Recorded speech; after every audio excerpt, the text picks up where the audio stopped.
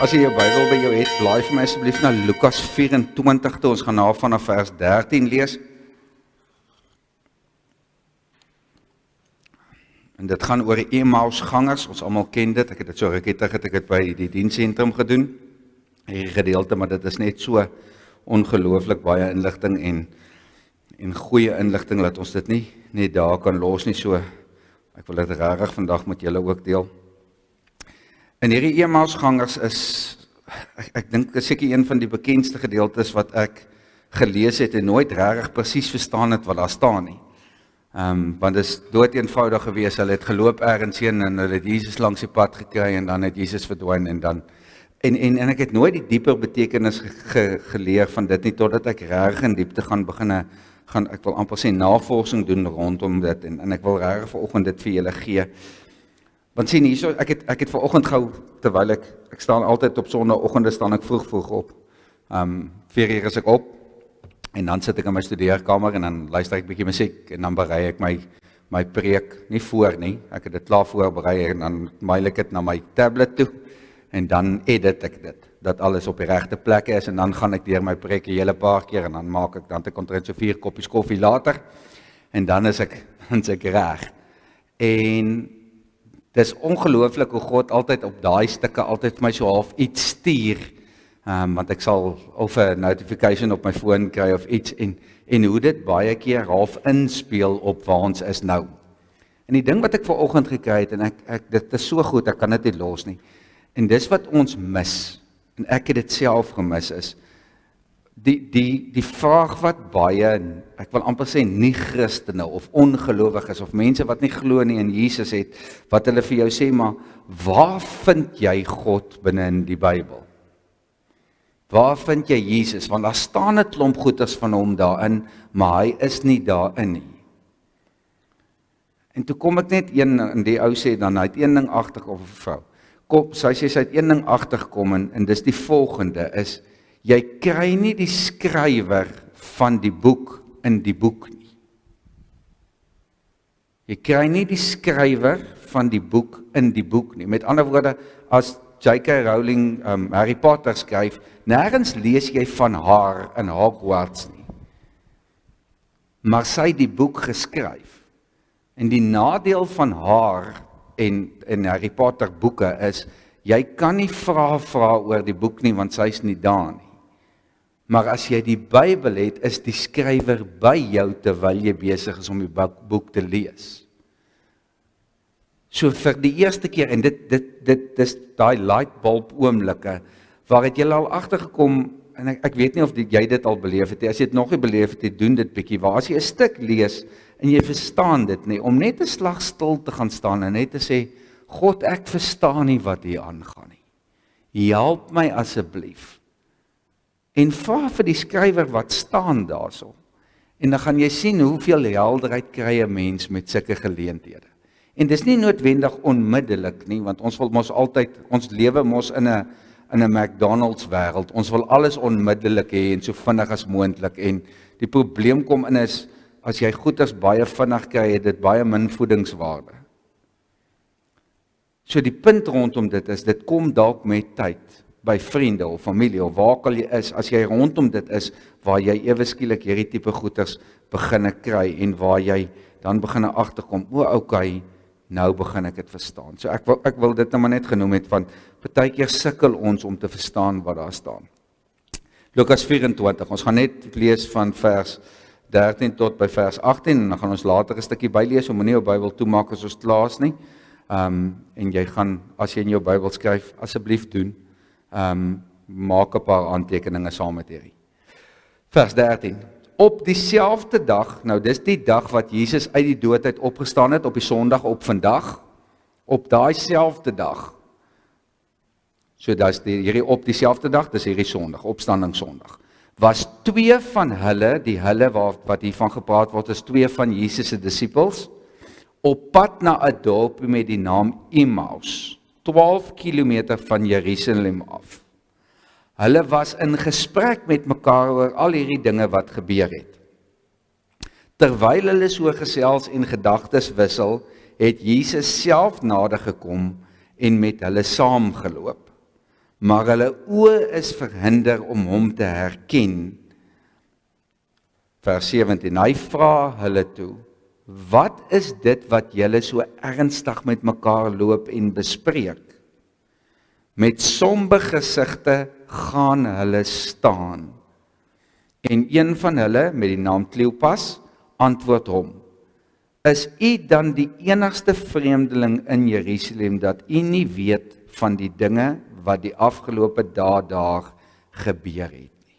Dus gaan net tot sover lees, ons gaan nou 'n bietjie terugkom in 'n rondspring, so hou asseblief jou Bybel oop daarso. So hierdie gedeelte is waar twee persone stap. Ek het gister 'n troue gehad en ek het hierdie gedeelte ook aangehaal. En het julle agtergekom hoe belangrik die pare gedeelte is in die Bybel? Twee. En dis nie noodwendig man en vrou nie, want ons koppel dit altyd in man en vrou, want daar staan twee vaar beter as een. As jy een val, kan die ander een hom optel. Daar staan niks van man en vrou nie, dit gaan oor twee mense. Jesus het die disippels 2-2 uitgestuur. Hoekom is dit belangrik? Hoekom is dit belangrik om 2-2 te wees? Want sien, die probleem kom en is, doen bietjie alleen Bybelstudie, dan kyk jy hoe vinnig begin jou gedagtes dwaal. Ewe skielik is jy besig met ander goeders, waar as jy twee mense is wat saam is die hele tyd en wat met mekaar, ek wil amper sê, in redenasie is met mekaar oor die Bybel, help dit dat jy jou gedagtes fokus en dat jy saam is. Weet jy wie van julle was alleen in 'n vreemde land gewees? Ek was so rukkie terug was ek in Amerika gewees. En ek was alleen daar, ek was saam met 'n klomp mense, maar ek het op 'n stadium op my eie gegaan. En in Amerika doen hulle 'n klomp goeders anders as in Suid-Afrika. Hier's die sleg ding. Nou stap ek byvoorbeeld, en een van die goed wat my bek laat oophang het is, ek het gaan staan in een van die neighborhoods daarso, en ek het links en regs gekyk, en daar was nie 'n draad van 'n dag oud nie, daar was geen heininge nie. Dis oop. Wat ons nie by ons het nie, want hierso is dit daarom nog beter. Maar as jy Joburg toe beweeg, het ons pragtige selle gebou waarin almal bly. Maar anyways, hierso is dit dan nog operig. Maar in Amerika kan jy letterlik so links en regs staan en kyk en sien jy net grasperke, dis oop.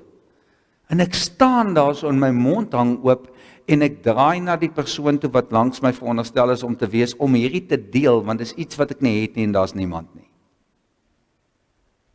En dan sit so of, want dit help jy sê dit vir 'n Amerikaner nie, hulle is gewoond daaraan. So ek dink baie keer wil God net hê, ons moet saam met mense wees, dat ons belewenis met iemand kan deel. Jy al agtergekom, hoeveel keer wil jy vir iemand net iets deel, en dan is daar nie iemand wat jy dit mee kan deel nie. En dis hoekom God so 2-2 mense ergens heen stuur. Jesus stuur hulle 2-2. Hierdie twee is 2-2, hierdie twee is saam op pad ergens heen en hulle stap op pad, praat met mekaar. So hierdie twee disippels van Jesus is op pad na hierdie dorpie toe met die naam Emmaus, wat omtrent 12 kilometer is van Jerusalem. Ek het dit al gesê, maar Bybelskrywers mag sê inkie. So hoekom is dit nodig? Hoekom is dit nodig dat hierdie Bybelskrywer hierso praat van hierdie twee disippels is op pad vanaf Jerusalem na Emmaus toe. Hoor mooi in watter rigting beweeg hulle. Hulle beweeg vanaf Jerusalem na Emmaus toe. Wat het in Jerusalem gebeur? Jesus is gekruisig. So, hulle kom uit hierdie plek uit en hulle is op pad weg van hierdie plek af. Ek wil amper sê, dis is amper 'n tipe van 'n vlug uit hierdie omgewing uit na 'n ander plek toe. So met ander woorde, daar's 'n rede hoekom dit so is. Nou hierso is die interessante gedeelte wat ek toe ek 'n bietjie gesoek het hierna is, Jerusalem, ons weet al hierdie gedeelte, die Nuwe Testament is mos in Grieks geskryf, so baie van die woorde is opgebou uit meer as een woord. En Jerusalem is een van dit. Jerusalem is opgebou uit twee Griekse woorde. Ek gaan nou die Afrikaans vir julle gee van dit so. Is Jeru en Salem. Jeru en Salem. Dis die twee woorde wat Jerusalem maak is. Jeru en Salem. En Jeru beteken letterlik of 'n plek, of 'n stad, of 'n fondasie. Grieks het altyd soos in een woord kan 'n klomp verskillende betekenisse hê, hang af hoe jy dit insit en hang af waar in die sin dit staan ensovoorts. So hierdie het 3 verskillende betekenisse. Dis of 'n stad of 'n plek of 'n fondasie. So met ander woorde, as jy dink aan Jericho, dan kan jy dink aan, ek wil amper sê 'n jurisdiksie, met ander woorde 'n geografiese gebied waarin dit was. En Salem beteken vrede. So wat gebeur as jy die twee bymekaar sit? As jy Jericho en Salem bymekaar sit, dan is dit die stad van vrede, of die plek van vrede, of die fondasie van vrede. Nou ons weet dit was 'n stad, so dit sou beteken het die stad van vrede. So Jerusalem is die stad van vrede, en op hierdie oomblik is daar nie baie vrede in Jerusalem nie. Want Jesus is dood. Hierdie twee se leermeester, hulle lewe is weggeneem van hulle af, en hulle is onder die indruk, hy's dood. Want dis die laaste wat hulle te doen gehad het met hom, waar hy aan 'n kruis gehang het, waar hy sy asem uitgeblaas het, waar donkerde gekom het, waar die voorthangsel in die tempel geskeur het, waar daar 'n aardbewing was wat die trappe gebreek het. Al hierdie goeters het gebeur, en selfs 'n soldaat wat nie eers glo in hom nie, het gesê hy was waarlik God. Al hierdie goeters het gebeur. Om dit in vandag se terme te sit is, jy staan by 'n graf, die kus lê onder en die sand is op dit gegooi. Dis wat hulle het op hierdie oomblik. Dis wat in hulle koppe heers. Dis die storie wat in hulle koppe vasgevang is. So hulle vlug van die stad van vrede af, want hulle kan geen vrede in die stad van vrede kry nie. En waartoe gaan hulle? Hulle gaan Emmaus toe. En wat beteken Emmaus? Die Engels sê dit vir my baie mooier as hot springs. Afrikaans is dit is 'n warm bad. So dis 'n plek gewees waar daar 'n klomp sulke dis gewoonlik sulke gate wat sulke borrelende water het, wat so half, en dan hang die stoom so bo dit. En die een ding wat belangrik was van daai goeters is, dit is 'n plek wat genesing gee. Kyk bietjie, as jy sny of so iets het by die see, dan druk jy jou hande binne in die soutwater en dit maak dit gesond, want daai water het ongelooflike hoë nutriënte in, en dit het 'n baie hoë soutkonsentrasie. So dit help om jou snye, om jou wonde, en selfs jou liggaam. Kyk bietjie as jou lyf baie seer is, en jy gaan lê binne in 'n warm bad met sout in. Hoeveel keer het ons al gooi, jy gooi Epsom sout binne in water, is mos? En dan gaan lê jy dit help met jou spiere se pyne en goeters, en dis presies wat dit is. So hulle is op hierdie plek, of hulle is op pad na hierdie plek toe van genesing. Hulle het nodig om gesond te word, want hulle het pyn, hulle het seer, hulle het hartseer, en hulle het nodig vir genesing. So hulle is afkomstig van die stad van vrede af, en hulle is op pad na die plek van genesing toe. En dan in vers 17, as jy daar kan kyk, dan kom hy vraag, waar Jesus saam met hulle begin stap, en dan sê hy vir hulle, wat is dit wat julle so ernstig met mekaar loop en bespreek? En begin hy met hulle praat, en hy vra vir hulle, hoekom praat julle so ernstig met mekaar? Want kan julle dink, hierdie is nie 'n opgewekte gesprek nie.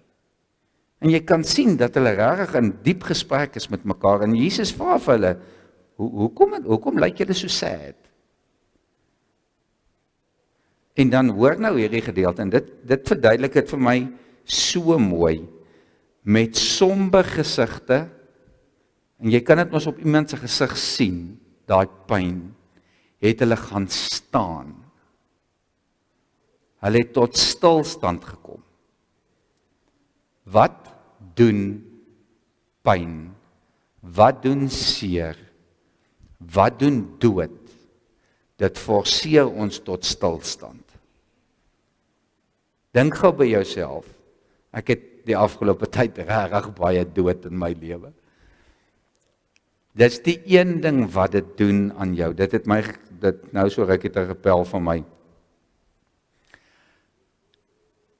Baie slegte nuus ontvang. Wat is die ding wat gebeur? Dit ruk jou tot in jou wese. En wat is die eerste ding wat deur jou kop gaan? Jou mortaliteit. Jou menslikheid. Jou, ek gaan doodgaan. Want sien, ek is aan die ander kant, ek is aan die verkeerde kant van die ouderdom.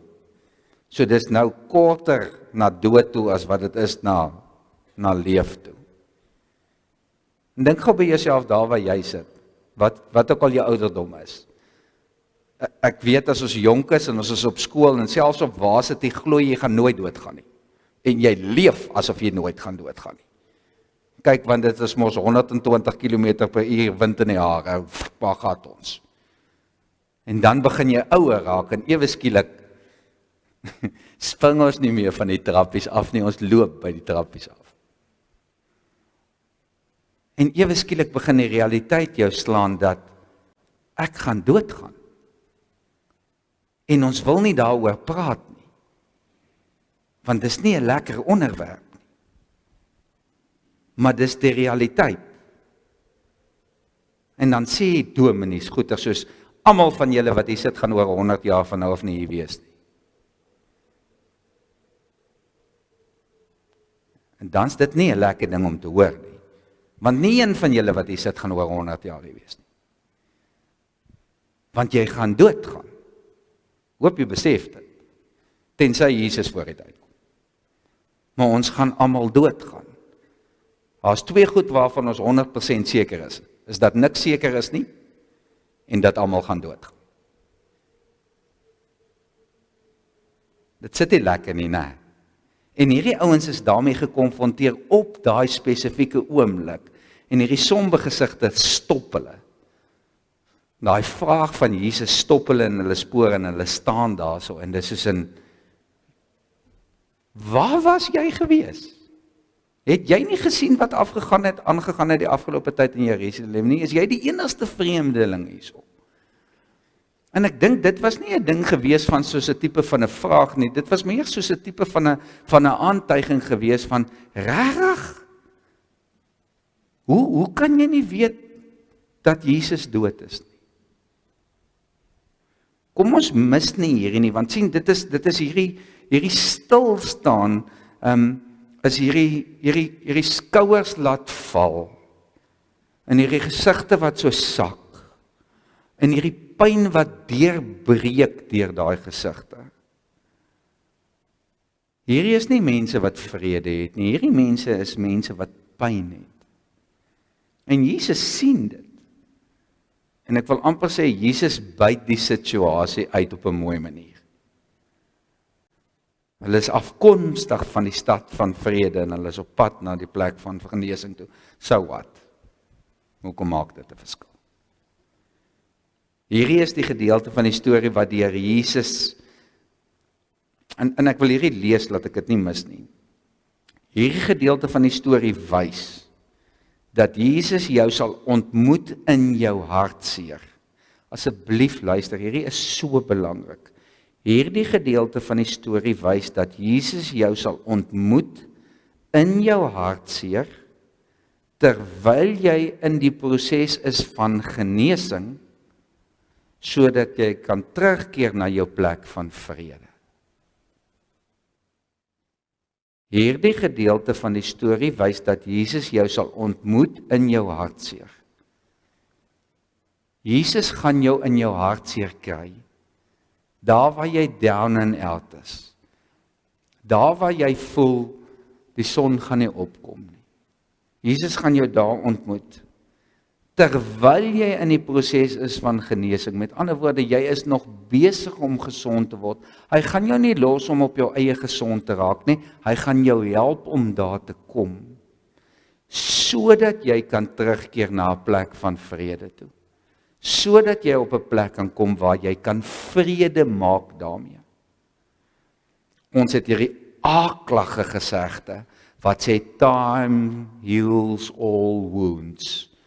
As ek daai ou kry, skop ek hom op die knie. Dit bestaan nie. Weet wat gebeur? Ons raak gewoond daaraan. Ons leer om met dit te deel. Dis wat dit is. Soos ek hier staan, is ek nog steeds nie tevrede met die mense wat dood is in my lewe nie. Nog nie een nie. Ek voel nie nou beter omdat tyd verby gegaan het. Ek het net geleer om te deel daarmee. So nou kan ek terugkyk op vriende wat oorlede is en familie wat oorlede is en ek kan glimlag want ek onthou die goeie goeders wat gebeur het. En ek onthou die slegte goed wat gebeur het wat baie keer ook snaaks is. Maar ek het 'n vrede in my hart. Hoor mooi? Ek het 'n vrede in my hart oor dit wat gebeur het. En dis wat Jesus vir hulle hier probeer gee. Kyk wanneer daag Jesus op.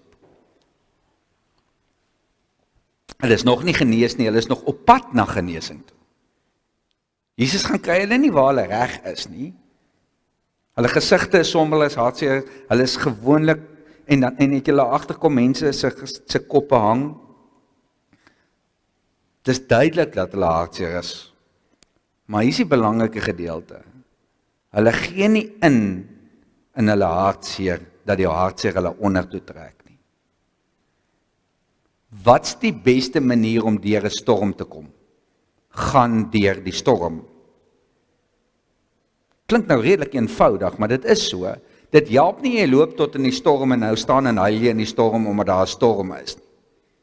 Die enigste manier hoe jy deur die storm gaan is om deur die storm te gaan. Want as die reën hierso is en jy staan in die middel, gaan jy bly nat reën. Stap deur dit en kom aan die ander kant uit. Maar hulle oë, vers 16, as jy kyk in jou Bybel. Maar hulle oë is verhinder om hom te herken. So God het hulle oë toegemaak, of wat ook al jy dit wil noem, sodat hulle nie vir Jesus herken nie, of Jesus het dit gedoen, selfde. Nou daar kan een van twee verskillende redes wees hoekom hierdie gebeur het. Die eerste een kan wees dat God letterlik hulle verhinder het om Jesus te herken, met ander woorde, ek wil amper sê, hy het kom ons noem met katterakke op hulle oë gesit, sodat hulle hom nie kan herken nie. Of die tweede ding kan wees, en hierdie gebeur partykeer met ons, dat 'n mens so hartseer is as gevolg van die situasie wat veroorsaak is, en dat jy soveel pyn het, dat jy letterlik vergeet hoe lyk Jesus. Het julle dit al agtergekom, dat jy in soveel pyn is, dat jy vergeet hoe lyk Jesus? Want jy kom nie deur dit nie. Dit is so half, en dan sit soos in, Here, waar's jy? Want ons vergeet hoe lyk hy, so ons kan hom nie raak sien in die situasie nie. Ons mis hom eenvoudig net. Want ons vergeet hoe lyk hy. Ek het nou eendag 'n storie gekyk, The Madison, uitstekende storie. En dan sê die dogtertjie, haar pa is oorlede, en dan is dit soos net 'n week. En dan staan sy so en dan loop die traantjie so en dan sê sy vir haar oom, ek weet nie meer hoe lyk hy nie. Ek kan nie sy gesig voor my sien nie. En dan haal hy sy foon uit en dan wys hy vir haar foto en dan sê sy, o ja. Nou ons kan nie 'n foto van Jesus uithaal en o ja nie, maar ons kan die Bybel uithaal en o ja. Want die Bybel verduidelik vir ons presies hoe lyk Jesus. Want sien, hier is die wonderliker ding van die Here is, ons sien Jesus met ons hart, nie met ons oë nie. Ons sien Jesus met ons hart, nie met ons oë nie. So God verhinder hulle om iets raak te sien met 'n rede. Dink gou in jou lewe, in jou eie persoonlike lewe, hoeveel keer moes dit al gebeur het wat jy geloop het of wat jy op pad was ergens heen in jou lewe en wat jy goeders net gemis het. En dan sê iemand vir jou, het jy dit gesien en dan het jy dit gemis. En partykeer is dit met 'n rede hoekom jy dit gemis het. Partykeer is dit met 'n rede hoekom jy dit nie raak gesien het nie. Soms is ons so gefokus op waantoe ons op pad is, of op die goed wat ons moet doen, dat ons heeltemal die Here mis in die oomblik. Ons moet ophou om te jaag van punt A na punt B toe. hoor my mooi, ons moet ophou om te jaag van punt A na punt B toe, want tussen punt A en punt B is daar baie pad. Emosioneel, geestelik, fisies, maak nie saak nie. En dan ry ons baie keer, want dink gou by jouself, hoeveel keer het jy al verby 'n sekere plek gery, en dan sê iemand vir jou, het jy dit en dit en dit gesien op daai pad, en soos ek het dit nog nooit opgelet nie, want hoekom? Ons is so haastig om op die eindbestemming uit te kom, en hier's die probleem, nou is jy by die eindbestemming, en nou soos daar, great. So probeer baie keer meer 'n journey maak van die rit, waantoe ook al jy gaan. Geestelik, emosioneel, fisies, want wie wat, dit is ek het 'n baie mooi ding eendag gelees. Life is what happens between photographs. Het jy al agterkom, die lekkerste tyd van jou lewe het jy nie 'n foto van nie? As jy 'n foto het van die lekkerste tyd van jou lewe, was dit die lekkerste tyd van jou lewe nie. Want ons het nie tyd om 'n foto te neem nie, want ons geniet dit. Daar's nie nou tyd vir foto's nie. So kom ons geniet die tye tussenin. Want sien, dis die gedeelte wat ek altyd sê, dis die ding wat ek vir myself hou. Julle weet ek love fly fishing, en ek neem nie eers meer foto's van die visse wat ek vang nie. Want hoekom? Dan mis ek die oomblik. Wat ek wel doen, en dis 'n ding wat ek in 'n fliek gesien het eendag, is, en ek weet dit is nou simpel, maar ek sal die vis vat en net sê, dankie God, en hom laat gaan. Want ek weet nie of julle forelle in lewende lywe al gesien het, dit is die mooiste vis in die wêreld. Dit is nie die lekkerste vis in die wêreld nie, maar dit is die mooiste vis in die wêreld. Jy is ongelooflik mooi. Maar ek is in die oomblik. Wanneer laas was jy in die oomblik? Want ons moet dit doen, ons moet dit doen, ons mis die oomblik. Ons moet nie die oomblikke mis waar ons Jesus kan raak sien nie. Want Jesus is baie keer in die mikrokosmos en baie keer is hy in die makrokosmos. Hierso af van die pad, by die ouete huis staan daar 'n boom met frangipani blommetjies. Dis die mooiste goed. Ek het dit nog nooit raak gesien nie. Nou by dag te stap ek, en ek steek vas by die boom en ek kyk dit, en dit ruik so lekker. En ek is soos in, dis beautiful, maar ek het nie geweet wat dit is nie. Toe ek 'n Bybelstudie daar te vra ek vir hulle, wat se blommetjies is daai? Nee, is frangipanies. Soos in, en nou, elke keer as ek daar verbykom, dan sien ek daai blommetjies raak. Want hoekom? Ek het my gekondisioneer om die mooi raak te sien, in plaas van die teerpad by my. Jy moet nuwe neuropaaie in jou brein vorm, en dis 'n aktiewe proses. Dit gebeur nie van self nie. Jy moet jouself forceer om dit te doen. Om te leer om nuwe goeders te doen. Net so 'n bietjie heeltemal ander raad, probeer om elke jaar een nuwe ding te doen. Dit help jou brein groei. Want as jy ophou om dit te doen, dis een van die goeders wat hulle sê, hou aan om elke jaar iets nuuts te leer, dit help met Alzheimer's, dit keer dit. Probeer om iets, en ek praat nie van major goeders nie, ek praat van ietsie kleins.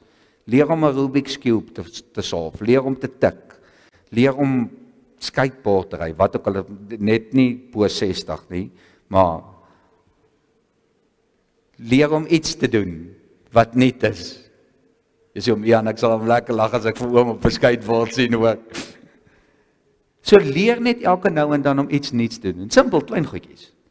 Dit help jou om jou brein, en wie wat gebeur, sodra jou brein begin leer om weer te leer, dan leer hy baie makliker en baie vinniger. Want ons het opgehou leer, ek het ophou leer op hierdie ouderdom. Ek dink nie die antwoord maak saak nie. Het God nou reg hulle oë toegemaak sodat hulle nie Jesus moet herken nie, of was dit die hele ding gewees van hulle was so hartsig gewees dat hulle Jesus nie geken het nie? Maar hier's die gedeelte wat my gevang het, vers 16 en 17. En ek wil hê jy moet hierdie onderstreep in jou Bybel. Maar hulle oë, onderstreep oë, maar hulle oë is verhinder om hom te herken. Hy vra, en dan onderstreep jy vra. Hy vra hulle toe, en dan vra Jesus mos vir hulle, hoekom lyk julle so sleg? Dis 2 sintuie. Die eerste een is hulle oë is toegemaak. Waar staan daar sodat God hulle ore toegemaak het? Hulle oë is toegemaak. Hulle kon Jesus nie sien nie, hulle kon hom nie herken op wat hulle sien nie. Maar daar staan nêrens dat Jesus of dat God hulle ore toegemaak het, dat hulle nie hom herken het op hulle stem nie. Dit bekommer my. Want hierdie 2 disippels wat saam met Jesus 'n pad gestap het hom nie herken aan sy stem nie. Dis my vraag aan jou. Hoor jy God se stem? En dan meer belangrik, herken jy God se stem? Want sien, dis wat met hulle gebeur het. Hulle het nie God se stem herken nie, en ek dink nie noodwendig, dis nie omdat hulle nie wou nie. Ek dink hulle was so vasgevang in die omstandigheid, dat hulle nie dit daarop gefokus het nie. Ons mis baie keer God se stem, omdat ons op iets anders te konsentreer, of daar's ander meer belangrike goeders, of ons, en hier's die groot probleem, of ons luister na ander stemme.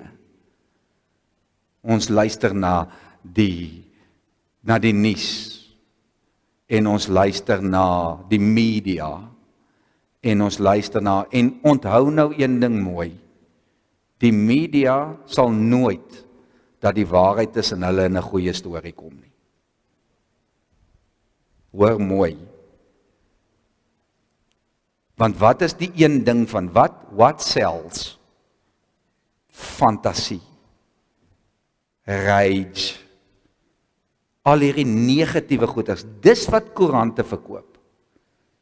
Nie goeie stories nie. Ons lees, en dink gou by jouself, ons doen dit, ek doen dit. Jy lees eerder die juicy goeders baie keer, as wat jy die goeie stories lees. Want ek kan onthou nog, toe ek nog nuus gekyk het, baie lank terug, dan het hulle altyd so 'n hele nuusberig gehad, of die nuus gehad op TV, en dan is die nuus, ek kan nie onthou nie, kom ons sê 30 minute, dan is die nuus 30 minute, en die laaste, ek wil amper sê 20 sekondes, dan sal altyd so 'n goeie, 'n feel-good storie aan die einde. En hulle het altyd gesê, op 'n ander punt was daar 'n seentjie gewees van Texas met 'n hoed wat 'n kalf gered het, of wat ook al mag wees. Dan sit net so 'n laaste 20 sekondes wat hulle 'n feel-good storie ingooi, maar die eerste 29 minute en 30 sekondes is die aaklikste stories in die wêreld. Want dis wat ons aandag hou. Hierdie ander goeters hou nie ons aandag nie. So omdat ons luister na ander mense, dit het met Job ook gebeur. Job se pelle het vir hom al die slegte nuus gegee, of slegte goed. Hy het net nie vir hulle geluister nie. So vir wie luister jy? Is jy besig om te luister na die white noise, na al die geraas rondom jou? Of is jy besig om te luister om God se stem te herken tussen al die ander geraas wat daar is?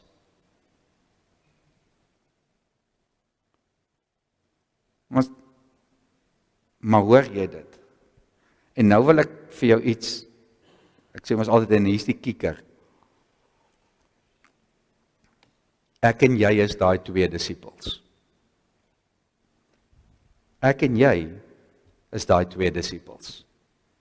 Of jy en sy is daai 2 disippels. Want ons is altyd op pad ergens heen. Ons het altyd vrede ergens.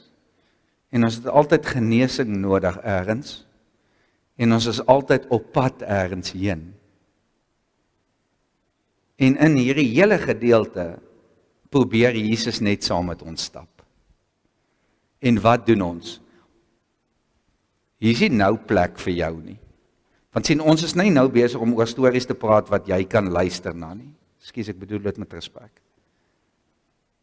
Ek het nou die dag gehoor van 'n ou wat gesê het, ons ry met ons kar en Sondag maak ons die boot oop, en dan sê ons vir Jesus, nou kan jy saam met ons uitklim, ons gaan nou kerk toe, en dan sit ons om terug in die boot, want nou vir die res van die week bly jy in die boot. Want nou is ons besig met normale lewe.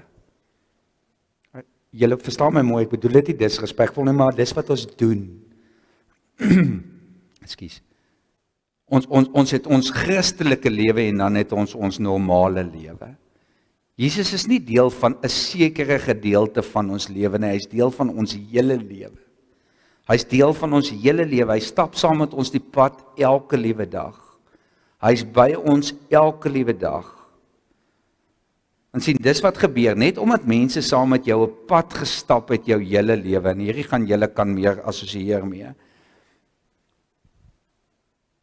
Beteken dit nie noodwendig dat hulle glo wat jy sê nie.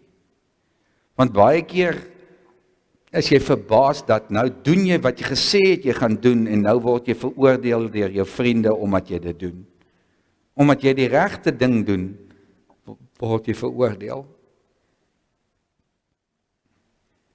Maar hier is die Sondag oomblik, die oopgraaf oomblik, die deurbreek oomblik waar die wolke wegtrek en die son skyn. Vers 31. Toe gaan hulle oë oop en hulle het hom herken. Maar hy het uit hulle gesig verdwyn. Hulle sê toe vir mekaar, het ons, hoor nou mooi, het ons hart nie warm geword toe hy op die pad met ons gepraat het en vir ons die skrif uitgelê het nie. Hulle het dadelik opgestaan en na Jerusalem toe teruggegaan. What happened? Wat het gebeur hierso? Hulle was by die plek van vrede, wat die plek van onmin was, of wat die plek van onmin geword het.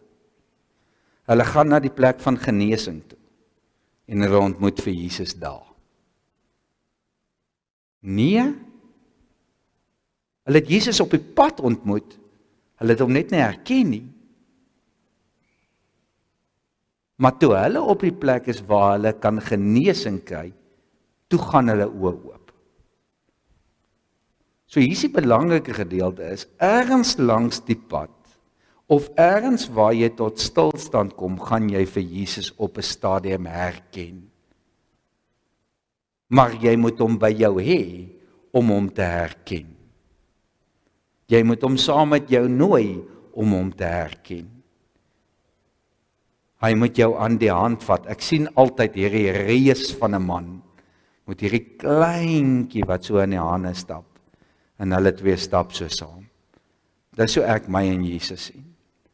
Hierdie reus van 'n man, wat langs my stap, en het julle al, ek kan nie, ons onthou seker nie so lank terug nie, maar ek kan onthou, my kleintjies het altyd gesê, ek nou daar vir Aiden gevra, wanneer voel jy die veiligste, dan sê, dat as jy my hand hou vas.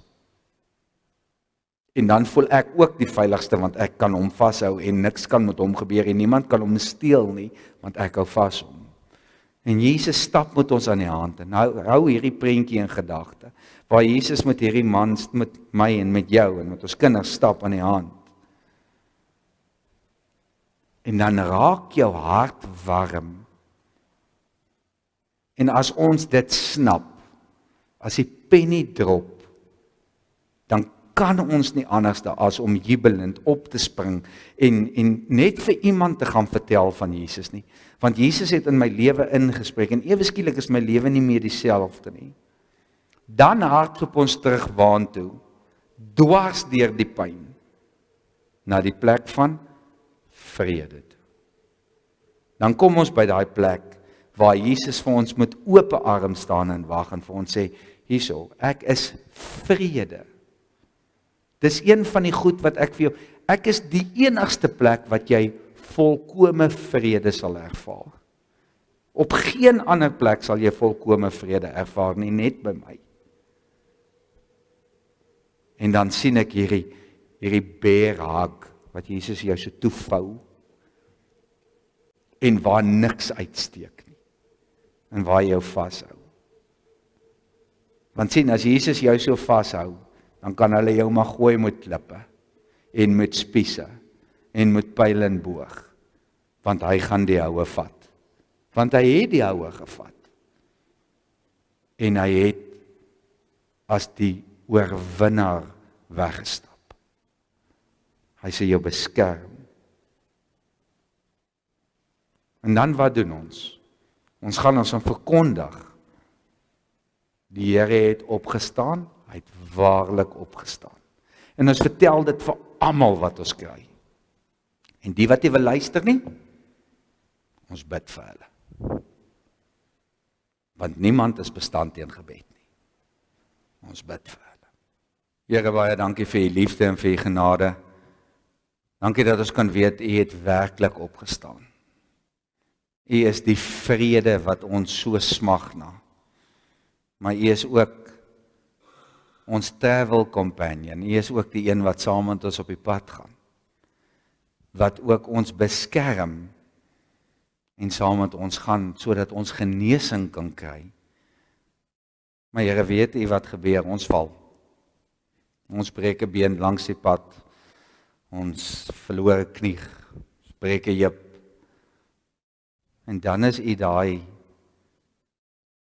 Abba Vader, wat hierdie arme kindertjies optel en dra na die plek van genesing toe.